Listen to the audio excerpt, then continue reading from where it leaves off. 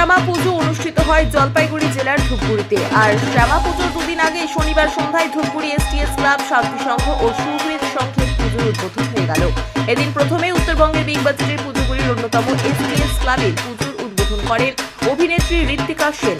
এছাড়াও উপস্থিত ছিলেন শিলিগুড়ির মেয়র গৌতম দেব, জেলা পরিষদের সভাধিপতি কৃষ্ণা রায় বর্মন, জেলা শাসক শ্যামা পারভিন, ধূপগুড়ির বিধায়ক অধ্যাপক নির্মল চন্দ্র রায়, ধূপগুড়ি মহকুমা শাসক পুষ্পা দোলমা লেপচা সহ অনেকে। এসটিএস ক্লাবের দীপান্বিতা উৎসবের সূচনার পাশাপাশি বার্ষিক অর্জুন পত্রিকার প্রকাশ করা হয়।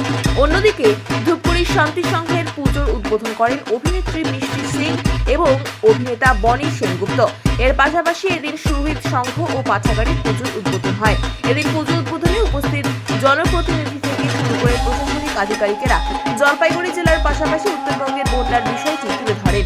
সেই সঙ্গে আলোর উৎসব দীপাবলিতে সবুজ আতশবাজির ব্যবহার এবং যাতে কারো কোনো সমস্যা না হয় সেই দিকটি তুলে ধরেন তারা।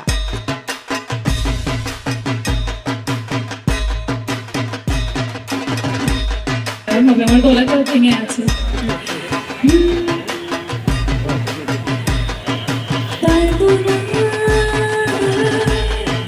আমি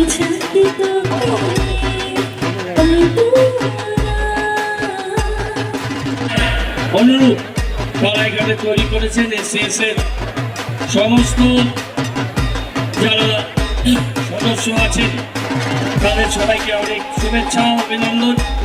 যে ম্যাডাম এসছেন এডিএ দুজন এখানে আছেন, মহকুমা শাসক, অন্যান্য প্রশাসনের অধিকর্তা, আমাদের এগ্রিকালচার ডিপার্টমেন্টের। আমাদের এখানে একটা ভয়াবহ আমরা বন্যার সম্মুখীন হয়েছে। ধূপগুড়ি মহকুমা তার ব্যতিক্রম নয়। সবাই মিলে আমরা প্রচেষ্টা করেছি, আমাদের মাননীয় মুখ্যমন্ত্রী মমতা বন্দ্যোপাধ্যায় দিদি এবং আমাদের সমস্ত জেলা প্রশাসন